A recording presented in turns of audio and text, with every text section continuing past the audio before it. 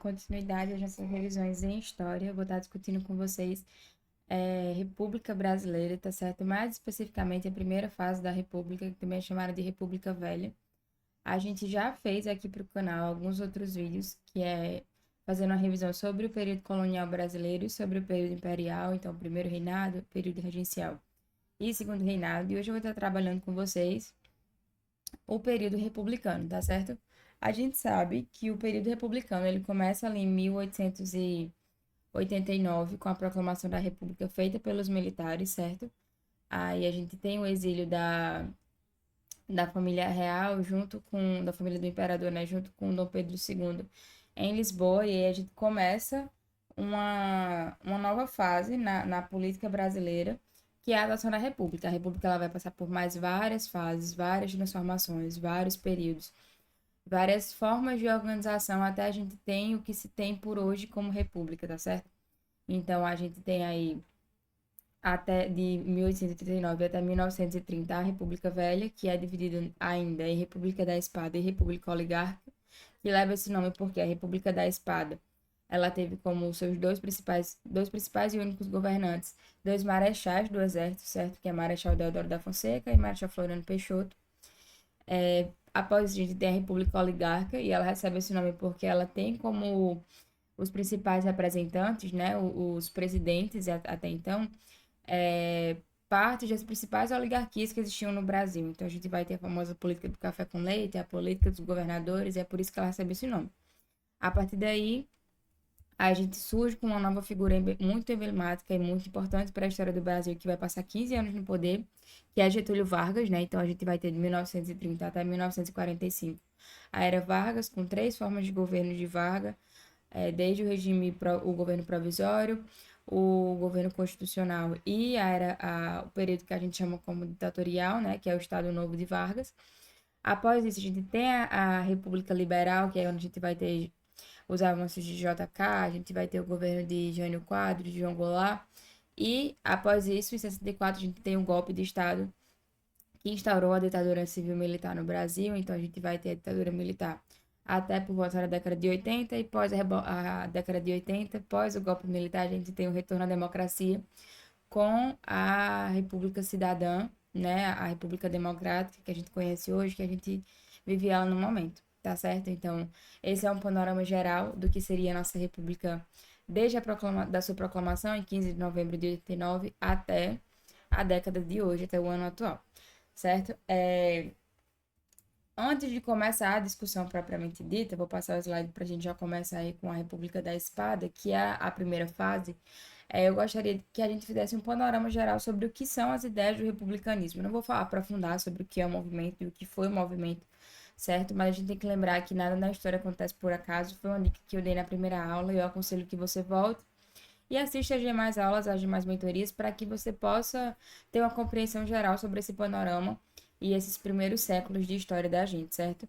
É, com essas três aulas que a gente teve de revisão, você vai conseguir revisar quase que tudo da história. A gente não vai conseguir ver mais a história mais recente, certo? Mas você já consegue ter um bom panorama do que mais cai no Enem, tá certo? E aí, a gente tem que o republicanismo no Brasil, ele começa mais ou menos em 1870, que é a marca, certo? Que a gente tem de início do republicanismo, porque é quando a gente tem o Manifesto Republicano, certo? Ele é feito com alguns ideais, mas o republicanismo entre si não era um movimento muito coeso, ele não tinha umas ideias unânimes.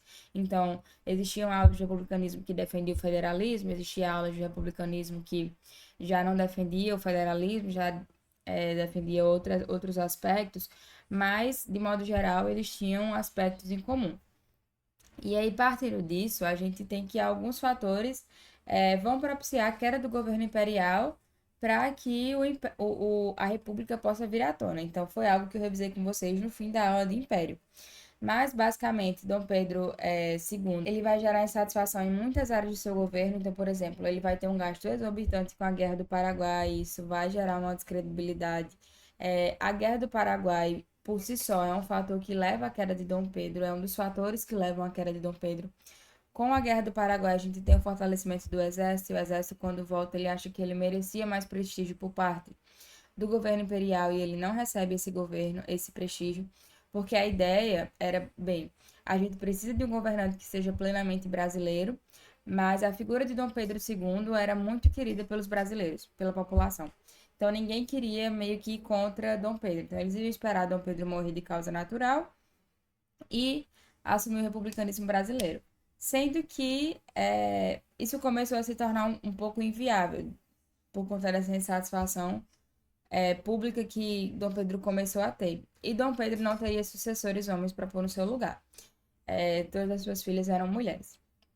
E aí o que acontece é que, além disso, houve esse desprestígio por parte do exército, houve o desprestígio com a Igreja Católica por conta que Dom Pedro, todas as bulas papais, que eram documentos que regulamentavam a Igreja Católica no Brasil, todas elas passavam por Dom Pedro antes de serem aprovadas.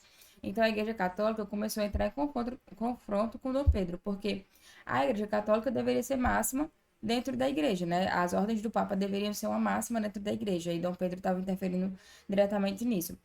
Para o que foi o estopim entre essa relação é que Dom Pedro ele integrava a maçonaria. E uma das bulas papais proibia a maçonaria em terras brasileiras. E aí isso prejudicou profundamente a relação dele com a Igreja Católica. E aí ele arranjou mais esse conflito, né? Fora isso, ele perde apoio da ala conservadora. Primeiro, porque foi uma ala que perdeu muitos escravos na Guerra do Paraguai pelo recrutamento obrigatório do Estado, que fizeram com que os conservadores, que em boa parte eram fazendeiros, eram donos de escravos, precisaram mandar a sua mão de obra para a guerra e com isso acabar perdendo, porque Dom Pedro ele prometia liberdade aos escravos que fossem lutar na guerra, né? O recrutamento era obrigatório, mas tinha essa promessa. E quando voltava, o escravo era livre. E aí, os fazendeiros conservadores, eles diziam que eles não tiveram nenhum ressarcimento, supostamente, por essa mão de obra que eles haviam perdido. E que eles deveriam ter uma indenização que não existiu. Eles não deveriam ter essa indenização, né? Mas, enfim, eram nos argumentos deles. E Dom Pedro também teve a descredibilidade com os escravos, porque a ida, o recrutamento, ele contava que ao retornar à pátria, você seria liberto e a sua família também, em caso de quando você era escravo, né? Só que isso não aconteceu. Os escravos voltavam e eles continuavam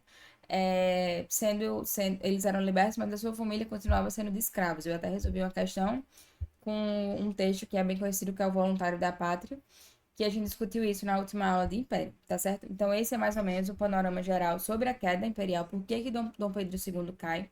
Então, Marechal Floriano Peixoto era amigo de Dom Pedro, foi quem liderou o golpe, certo? A gente não pode deixar de lembrar que isso sim é um golpe, isso foi algo que destituiu alguém de um poder sem uma ordem democrática. É tanto que a gente tem um texto muito famoso que são os bestializados, a população ela não participa ativamente desse processo, ela sequer sabe que esse processo ocorre. E esse processo é todo feito pelo alto escalão do exército, tá certo? Então, quem lidera, precisava de uma figura, né? Quem lidera esse processo é o Marechal Deodoro da Fonseca. Ele vai até a casa de Dom Pedro, destitui Dom Pedro do poder, a família imperial, e Dom Pedro é exilado em Lisboa, certo? Dom Pedro II vem morrer alguns anos depois. É, e quem assume numa forma de governo provisório é Marechal Deodoro da Fonseca, até que fosse estabelecida uma Constituição. E aí, falando nisso, vamos começar a anotar no nosso mapa. Então, a gente tem aqui, em 1889, a proclamação da República, certo? E aí, Marechal Deodoro da Fonseca assume um governo provisório. Em 1891, a gente tem o que a gente conhece como a República da Espada começa aqui com os militares, então ela recebe esse nome aqui porque os militares estão no poder, certo? Vou colocar aqui militares que aí vocês lembram. 1891 a gente tem o estabelecimento da primeira Constituição Republicana, certo? Então a gente tem aqui a Constituição. E aí nessa Constituição, deixa eu colocar aqui, ó. A gente tem algumas coisas. Primeiro, o federalismo, certo? a tripartição de poderes. Então, eu vou colocar aqui três poderes, ou seja, a gente tem três poderes que se equivalem, legislativo, judiciário e executivo, com o presidente sendo o chefe de Estado, mas que precisa do consenso entre esses três poderes. E o direito ao voto, que é uma questão que vai ser muito importante em todas as constituições. Foi uma dica que eu dei até na aula passada. Olhe as constituições para ver o que se altera de uma para outra, certo? Que isso é muito importante. Então, o voto. A gente vai ter que são homens maiores de 21 anos, alfabetizados, e o voto era aberto. Vou colocar assim resumido. Então, a gente escolhe aqui mulheres, pobres, analfabetos, ou seja, a gente ficaria com uma parcela restrita da sociedade para votar, certo? E isso é muito importante. Nesse mesmo período, o Marechal Deodoro ele assume o poder constitucionalmente, sendo que nesse mesmo ano, o Marechal Deodoro vai enfrentar a sua primeira revolta do governo. Essa fase da República Velha, ela vai ter várias revoltas. E a gente vai estudar sobre algumas delas aqui, certo? Então, em 1891, a gente também tem o que é conhecido como a primeira revolta da Armada, certo? E quem é a Armada? É a Marinha Brasileira, certo? A gente tem que lembrar que a Marinha, ela era um dos órgãos de prestígio do governo imperial. Quando a República assume, governada por militares, a Marinha fica um pouco de lado. Só que o que acontece aqui? A Marinha estava insatisfeita com o governo feito pelo Marechal Deodoro da Fonseca, né? E aí, o que acontece também é que a Marinha, a baixa patente da Marinha, é composta por ex-escravos. É tanto que a gente vai lembrar que essa baixa patente da Marinha é o que vai originar outra revolta mais pra frente, que a gente conhece mais. Mas a gente discute ela mais daqui a pouco. E aí o que acontece é que a baixa patente da Marinha, né, a primeira revolta da Armada, ela se constitui com a Marinha, aponta canhões para a cidade do Rio de Janeiro, exigindo a deposição de Marechal Deodoro da Fonseca. E aí Deodoro da Fonseca vai, renuncia ao poder, e quem assume é Floriano Peixoto, que é outro militar. Sendo que isso já gera uma insatisfação, porque o certo era que com menos de um trono, ou menos de um ano em caso de renúncia com menos de um ano de poder, o certo era que fosse convocado novas eleições. E Floriano Peixoto não convocou novas eleições. Floriano Peixoto era vice de Deodoro e assumiu o trono, o trono, a cadeira de presidência do Brasil, certo? E aí isso já começa um governo gerando uma insatisfação, porque não era o previsto pela Constituição, certo? Então a gente vai colocar aqui que revolta da Armada, mais Floriano Peixoto, que é para vocês lembrarem que é aqui que ele começa a governar também, certo? E aí, além desse, antes de Floriano Peixoto, o que a gente vai ter também é uma figura importante para a economia brasileira, que é Rui Barbosa. Então, eu vou colocar aqui embaixo. E por que Rui Barbosa é importante? Porque o Brasil estava passando por uma certa crise econômica. E aí, Rui Barbosa tem a ideia de fazer a política do encilhamento, que é basicamente aumentar a emissão de papel moeda. Só que isso acaba desvalorizando a moeda brasileira, em vez de tirar o Brasil da crise econômica que ele passava. Então, foi uma tentativa de melhoria, mas que acabou prejudicando muito. Aí, beleza. Feito isso, Floriano Peixoto continua no poder. Só que aí, em 1893, a gente vai ter o que a gente conhece como a Segunda Revolta da Armada. Então, a Marinha, insatisfeita primeiro com o estilo de governo inconstitucional que Floriano estava levando, porque ele deveria ter convocado novas eleições e não convocou, e por toda a conjuntura social que não era adequada. E aí a Marinha vai e faz a mesma coisa que fez com Floriano, com o Deodoro, perdão. Só que no caso de Floriano, eles não obtêm sucesso. Floriano consegue contratar navios mercenários e apoio de várias pessoas e ele consegue sufocar a revolta da Armada. E nesse mesmo ano, ele continua no poder, mas nesse mesmo ano ele dá início a outra revolta, que é a Revolução Federalista.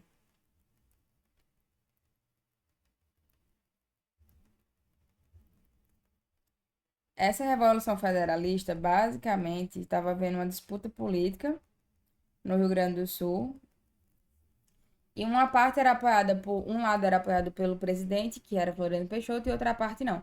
É até nessa revolta que vai ser da origem à cidade que tem a homenagem com o nome de Floriano, que é Florianópolis, né?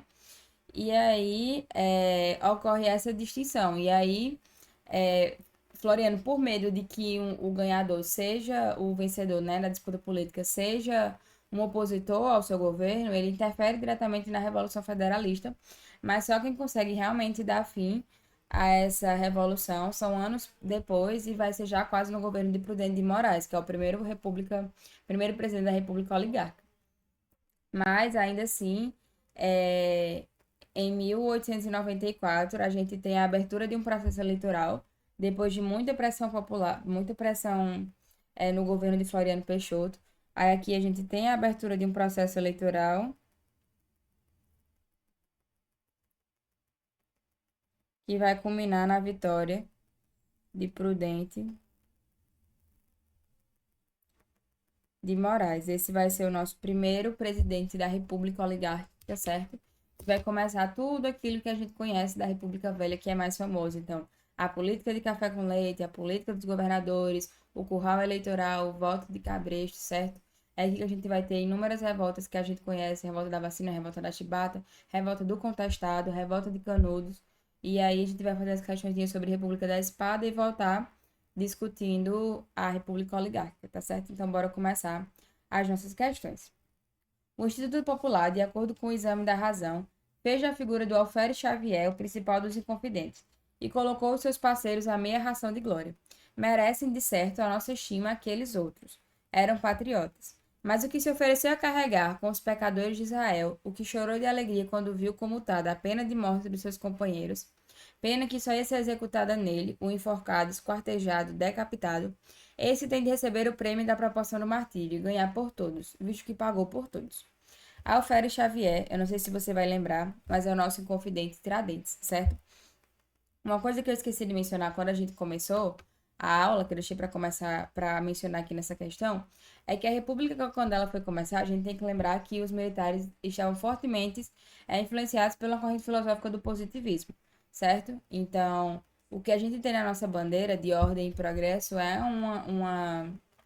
um emblema positivista, certo?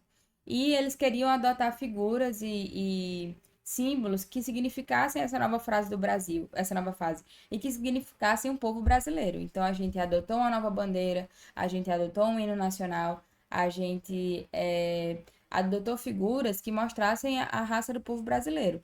Então a gente foi nesse momento que a gente teve o resgate de Tiradentes. Essa imagem que a população tem de Tiradentes como esse vitorioso, como esse exemplo, como esse mártir, não foi sempre assim.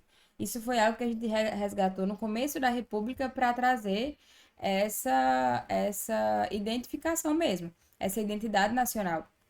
E aí, é até nesse momento também que a gente tem o resgate dos bandeirantes, a gente tem o resgate de várias outras figuras, que não necessariamente são resgatadas com realmente o ideal histórico que elas tiveram na época, mas que para a República, né, para quem estava fundando a República, foi interessante.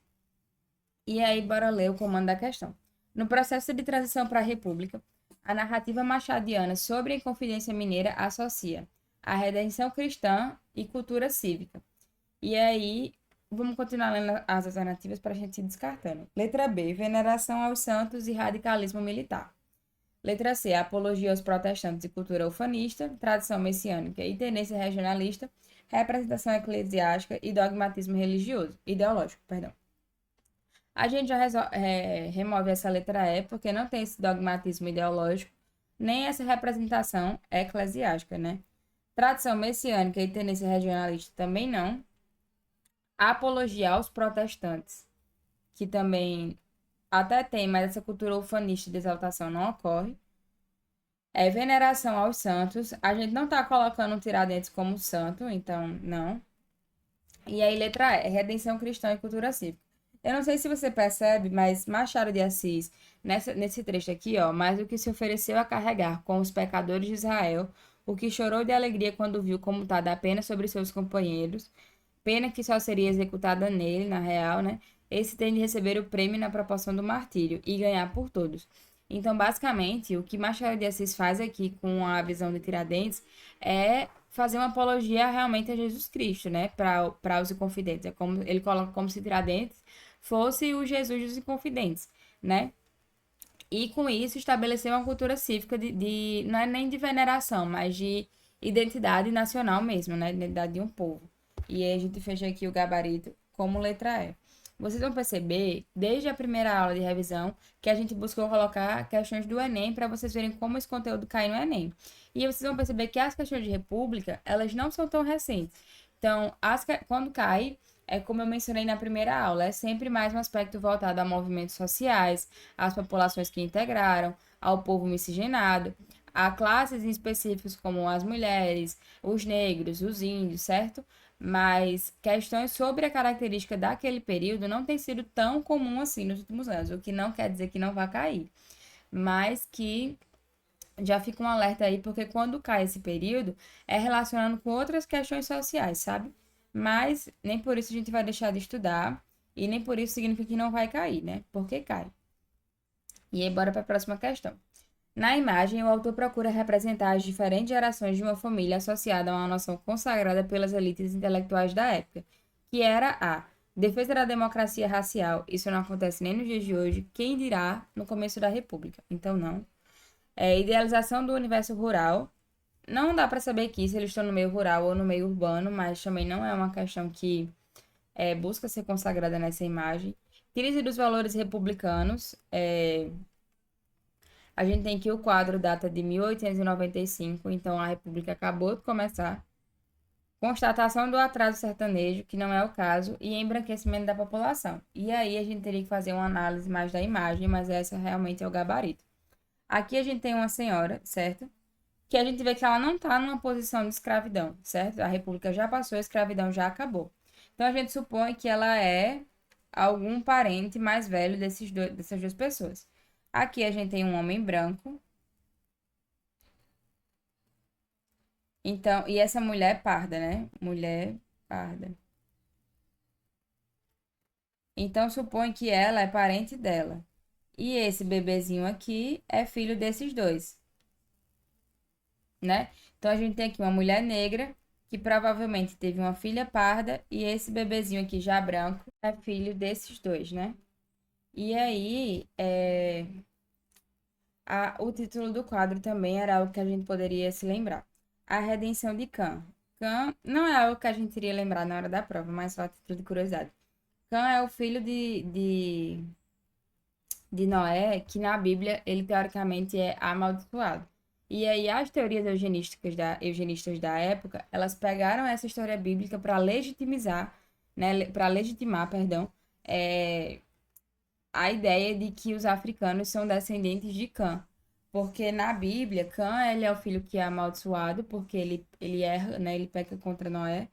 E, se eu não me engano, era Noé, na verdade. E ele é amaldiçoado, dizendo que ele vai ser servo dos seus irmãos.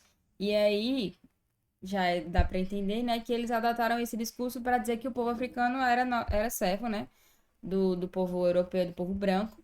E aí, a redenção de Cã seria mais ou menos que esse embranquecimento, né, por meio das gerações, seria a redenção desse povo. Então, é uma teoria ridícula, totalmente eugenista. E uma coisa que a gente não estuda tanto, mas é que o início da República, ela traz consigo essa teoria de embranquecimento racial. Então, eles realmente acreditavam que poderiam embranquecer a população com o passar da geração por meio da miscigenação. E existiam até estudos, inclusive eu não lembro se vai ser Monteiro Lobato ou se é Machado, mas eu acho que não é Machado, que eles vão incentivar essa proposta. Tem assinaturas desses autores, e eles realmente criaram uma proporção que em tantos anos a população realmente seria embranquecida. Então, eles realmente acreditavam que isso era possível. Então, a ideia de embranquecimento é como se essa senhora, o título, né? A redenção dessa senhora, ou seja, a redenção do povo de Cã, veio por meio da miscigenação e do embranquecimento, e aí eles estariam redimidos. Isso, enfim, era as teorias que eles criavam para legitimar as ideias deles, né? Então, fecha como gabarito letra E. E aí a gente chega na República Oligárquica.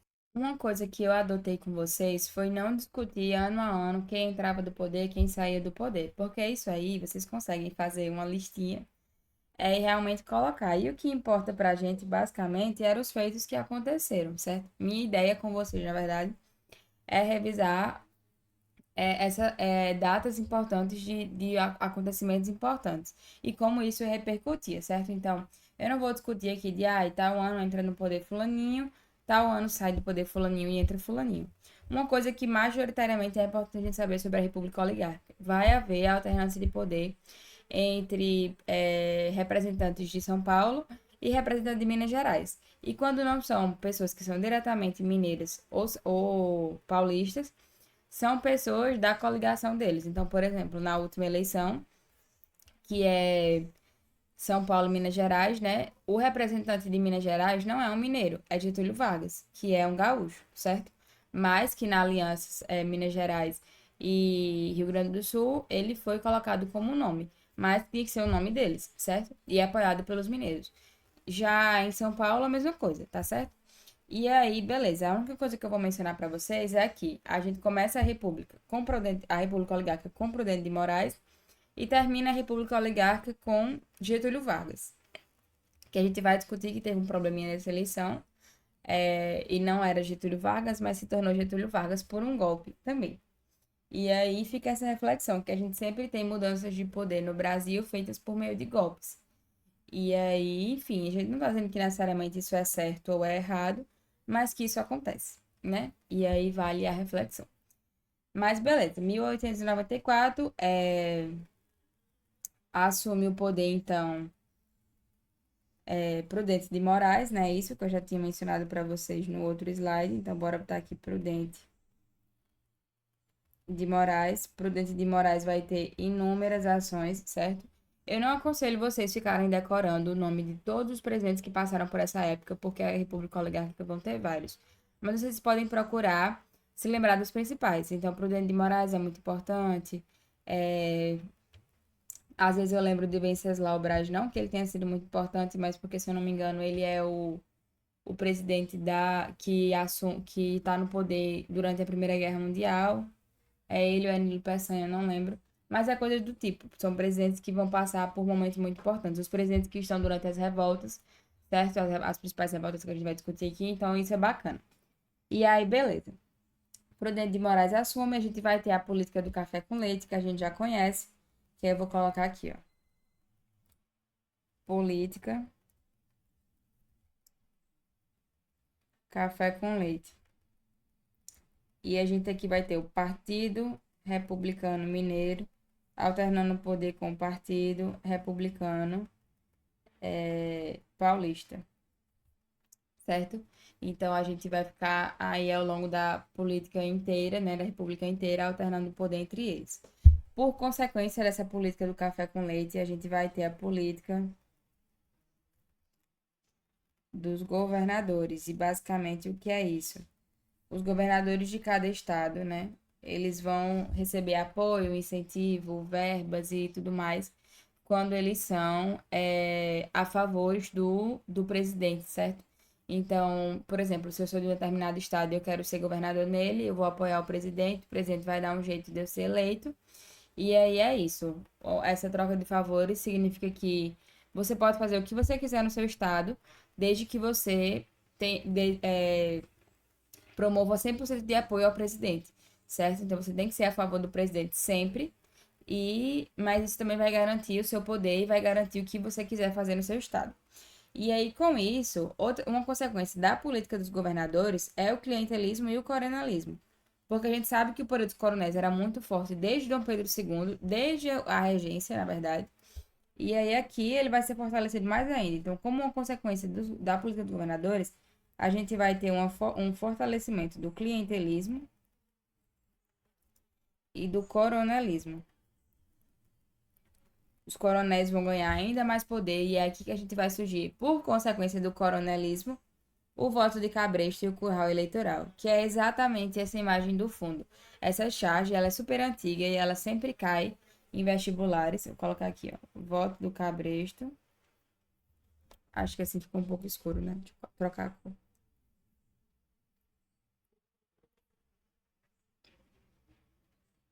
que esse ficou melhor.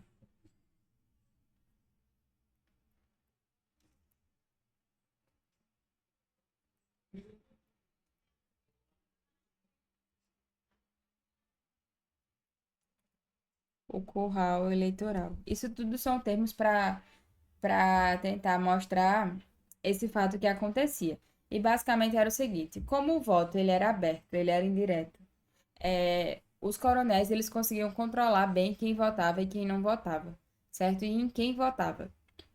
Então, isso foi uma manipulação para sempre manter quem eles queriam no governo, certo? E aí é muito triste essa realidade. A gente não tinha uma democracia, a gente já era limitado quem podia votar e quem podia votar ainda tinha o seu voto controlado, certo? Então, beleza. Quando o Prudente de Moraes assume, a gente tem toda essa conjuntura que é feita, a política dos governadores, o aumento do coronelismo e do clientelismo, a manipulação do processo eleitoral e o voto do cabrete curral eleitoral. Essa é a nossa conjuntura política. E aí, com isso, a gente vai ter a eclosão de algumas revoltas, muitas revoltas que se originam com base em satisfações sociais. Então, por exemplo, em 1896, a gente tem a conhecidíssima mesmo, Guerra de Canudos, que vai acontecer no Arraial de Canudos, que é localizado na Bahia. E o que acontece em Canudos? Canudos foi uma região onde se juntou uma determinada população pobre, certo? Que vivia em miséria.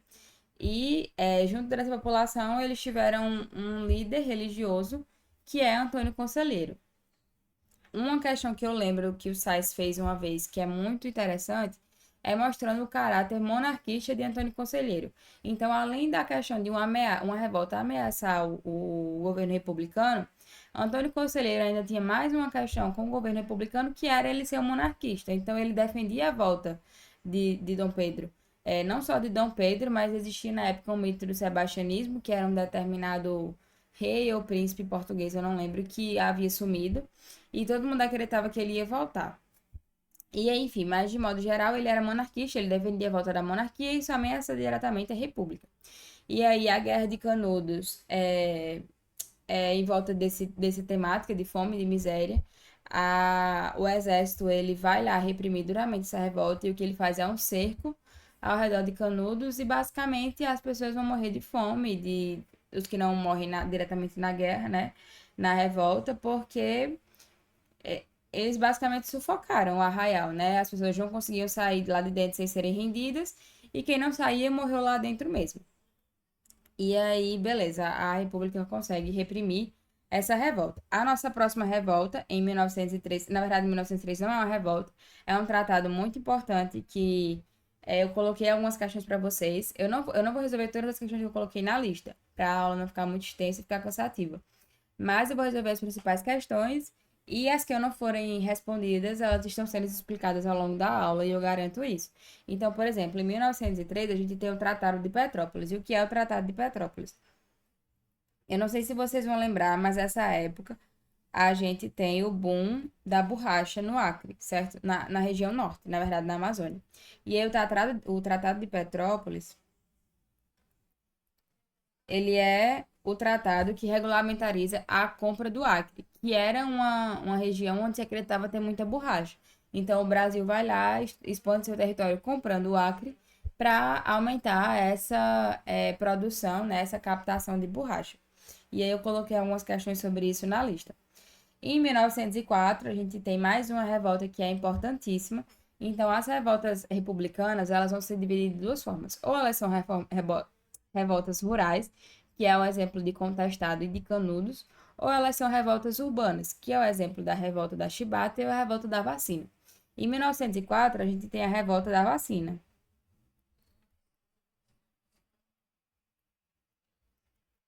A revolta da vacina, ela ocorre no Rio de Janeiro. E ela leva esse nome porque uma das principais características dela é a vacinação obrigatória que ocorria no momento sobre a febre amarela. Mas não só por isso, a revolta também engloba uma reforma que estava ocorrendo, que é a reforma Pereira Passos, certo? No governo de Rodrigues Alves, que é outro presidente importante, inclusive, que eu esqueci de mencionar o nome dele. Mas a reforma envolvia a revitalização de algumas áreas do Rio de Janeiro e isso incluía o desalojamento de algumas pessoas, de suas casas e moradias por conta da que eles alegavam insalubridade e tudo mais. E por mais. Aí surgiu o ideal de higienização e tudo mais. Então, por mais correta que a ideia deles parecesse, por mais boa, digamos assim, a execução dela foi muito terrível, porque saiu. É o movimento que o pessoal chamou de bota abaixo. Então saiu removendo todo mundo das suas residências. E aí isso não foi bem aceito, obviamente. E aí então isso gerou uma revolta que também foi sufocada. Em 1906 a gente tem o convênio do Taubaté, e aqui eu queria mostrar outra questão importante para vocês, que é esse convênio de Taubaté foi onde se reuniram os principais eh, governadores, representantes políticos e tudo mais, e cafeicultores, porque a gente tem que lembrar que no fim do segundo reinado para a República, a gente tem o aumento exponencial da produção de café, a descoberta de novos territórios produtores e tudo mais. Só que o café chega uma hora que ele vai passar por uma crise de superprodução. E não só isso.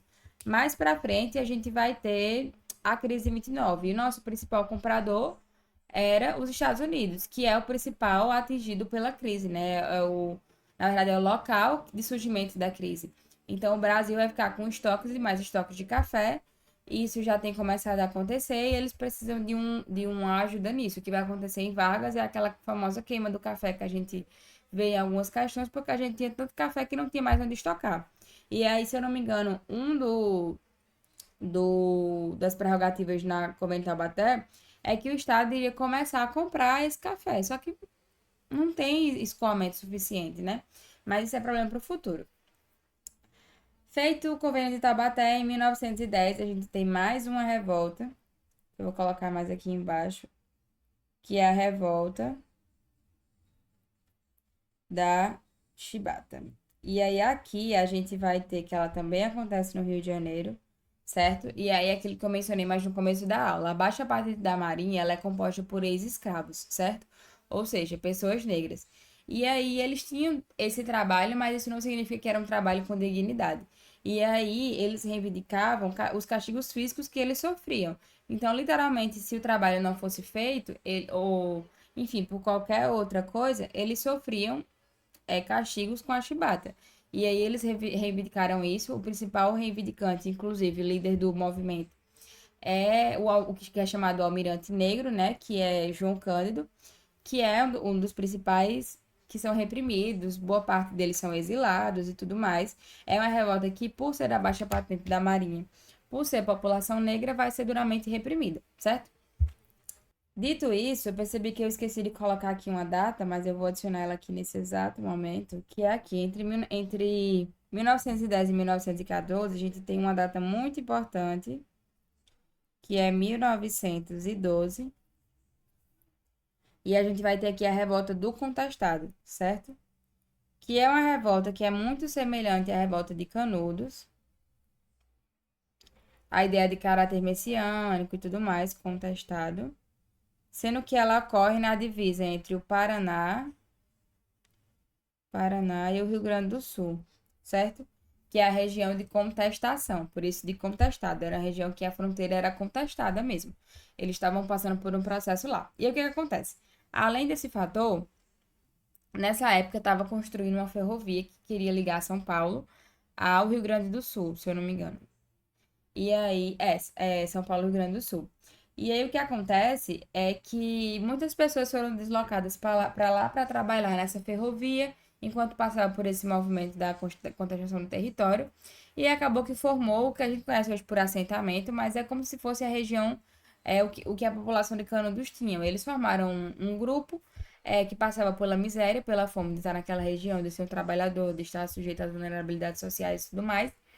E aí eles se revoltaram. Eles tiveram um líder, assim como o Canudos teve com Antônio Conselheiro, que no caso aqui é José Maria.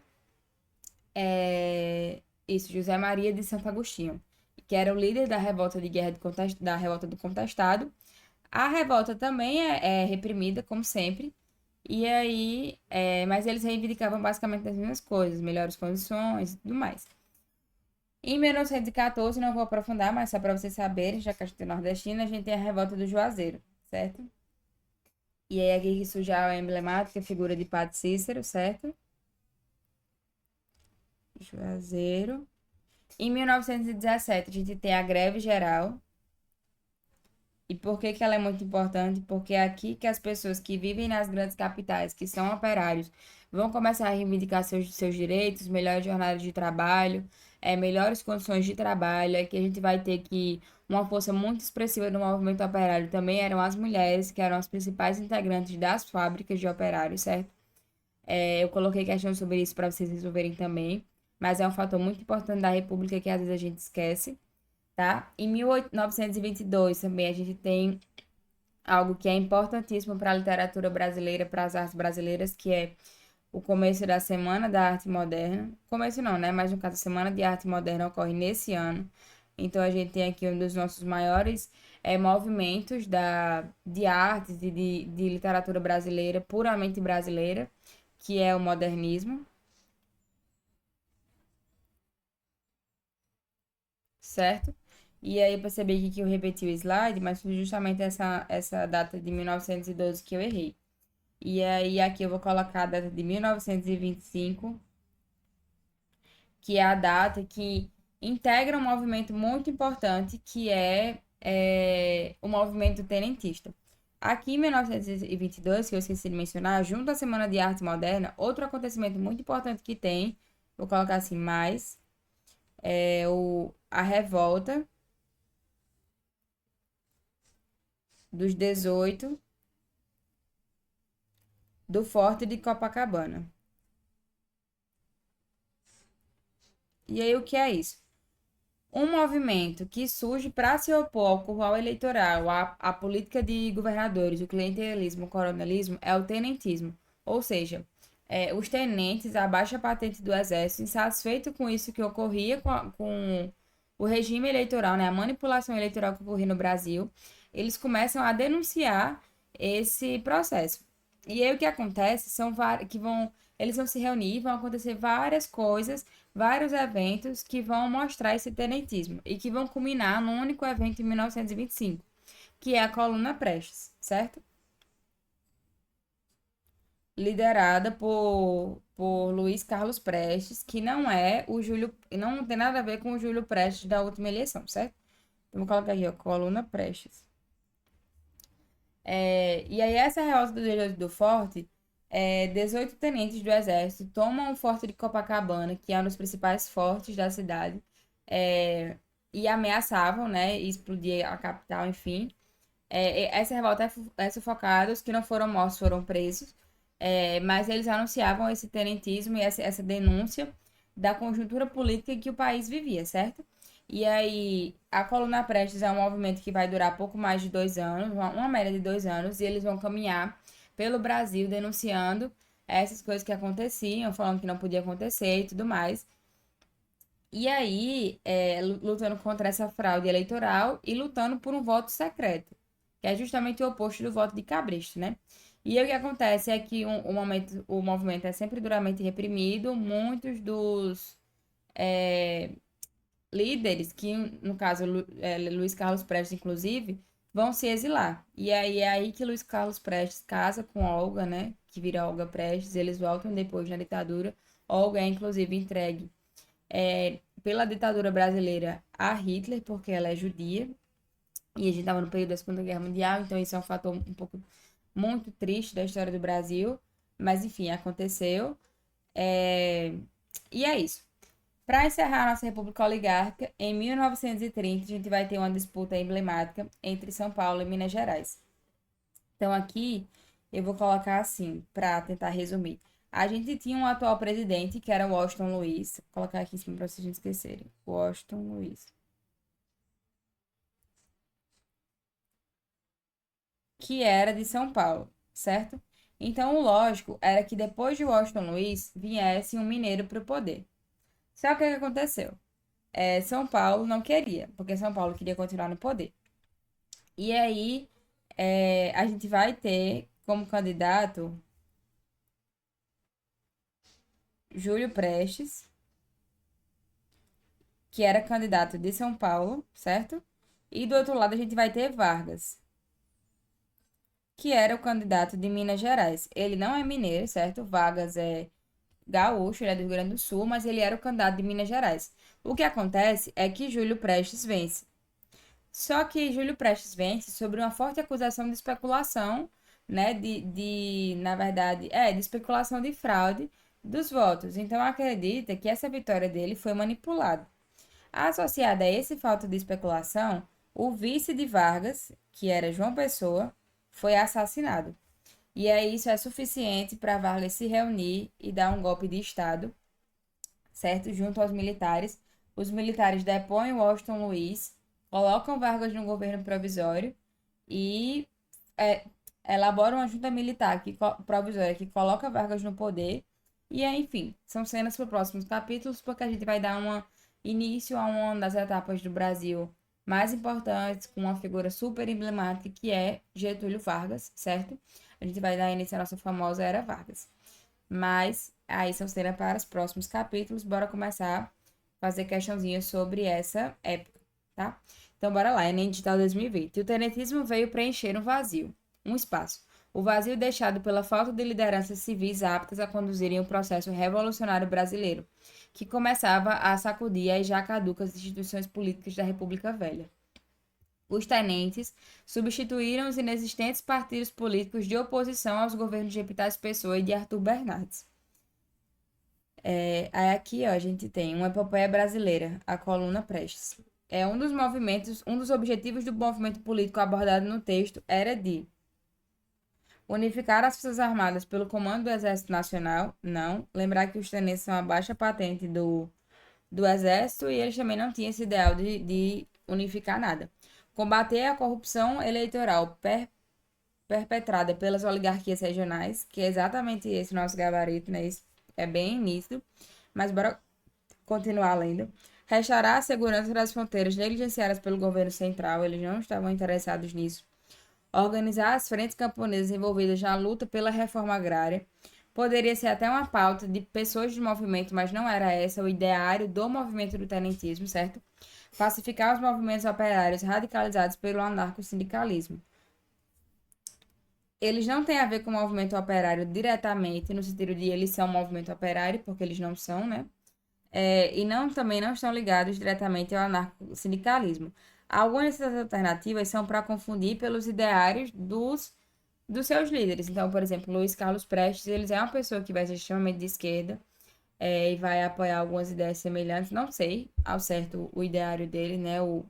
Os objetivos, as ideias que ele defendia. Mas às vezes essas alternativas vêm para confundir por conta disso, porque a gente liga o movimento a quem era o líder.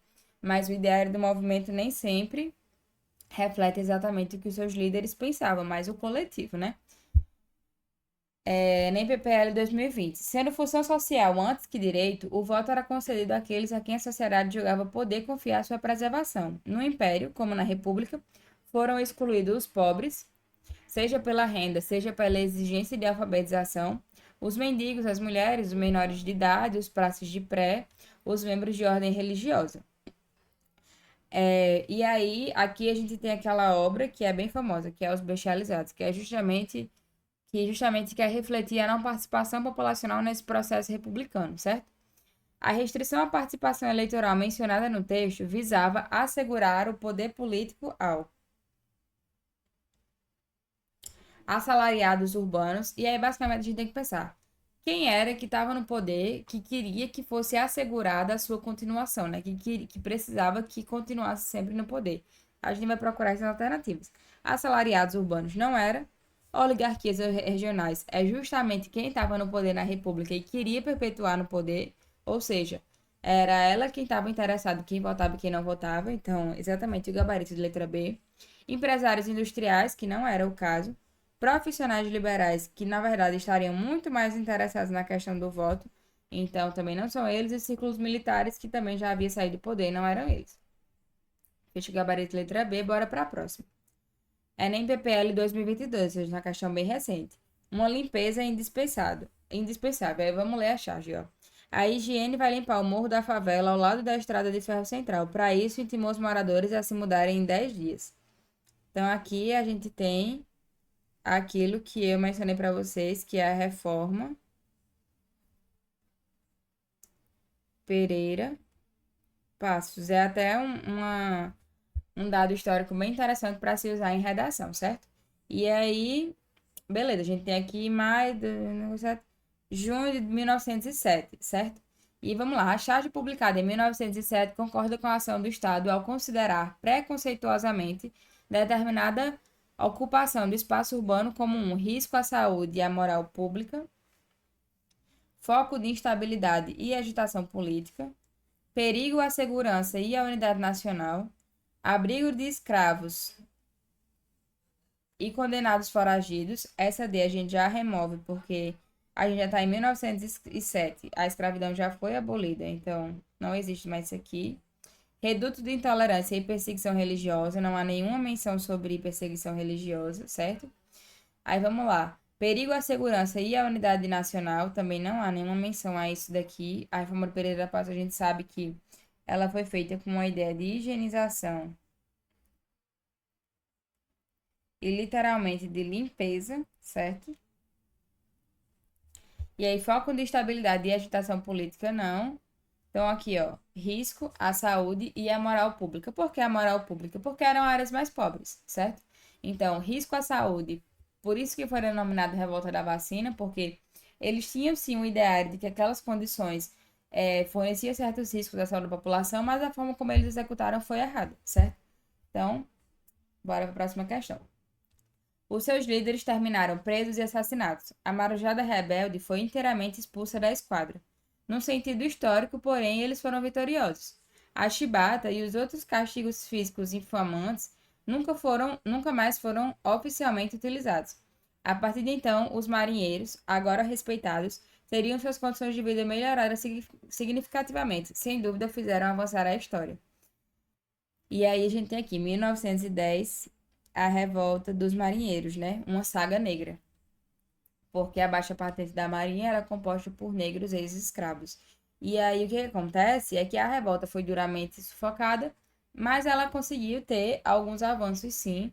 E aí, como ele coloca, não, oficialmente não se foram mais utilizados nenhum castigo físico. A gente sabe que nem tudo era registrado oficialmente, então talvez por trás das leis e da visibilidade isso ainda tenha ocorrido e ainda ocorre em muitos lugares, mas que pelo menos regulamentado, né, isso foi extinto. Mas bora lá.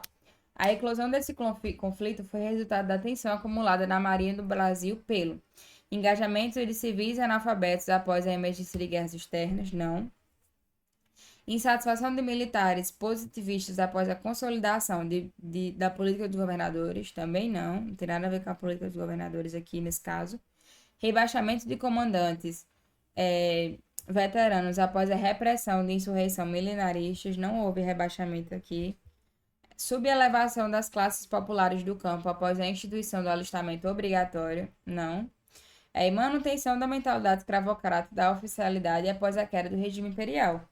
Exatamente isso. A gente tem negros ocupando um escalão mais baixo da marinha, e isso, por ser negro, ainda trazia o ideário de que eles ainda eram escravos, mas eles não eram mais. E isso precisava ser extinto, certo? E a gente ficou como gabarito letra E. Vamos para a nossa próxima questão. Canudos não se rendeu. Exemplo único em toda a história. Resistiu até o esgotamento completo.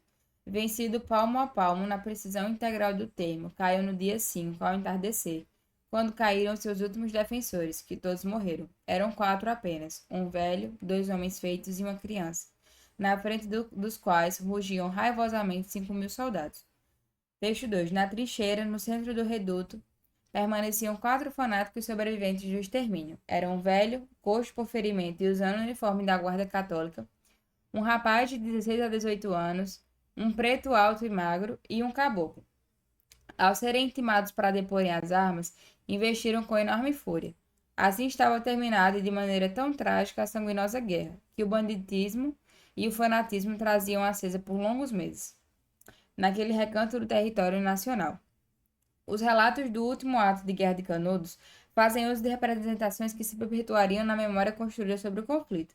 Nesse sentido, cada autor caracterizou as atitudes sertanejas, respectivamente, como fruto da manipulação e incompetência, ignorância e solidariedade, hesitação e obstinação, esperança e valentia, bravura e loucura. Aqui a gente tem uma das principais obras do movimento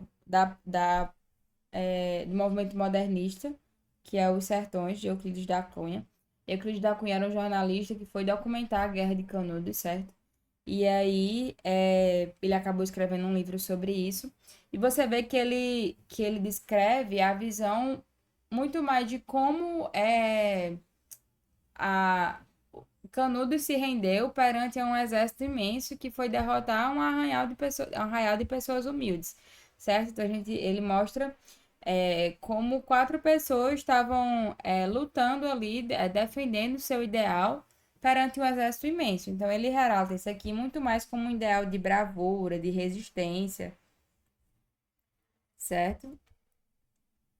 E aí quando a gente olha as alternativas, a gente consegue colocar assim D ou E, certo? Mas aí vamos no texto 2 já, a gente já tem um outro texto que é feito e ele coloca, você vê que ele descreve, ó, como se fossem pessoas loucas, como se fossem pessoas que, os quatro que restaram totalmente, tipo assim, obcecados pela guerra, como se eles estivessem fazendo uma guerra sem sentido. Quando ele coloca a pessoa como fanática, ele tá colocando como se ela não tivesse um motivo para estar lutando pelo que ela estava lutando, tá? Então ele coloca aí muito mais no sentido de loucura ou de obsessão, né? Até uma obsessão aqui também.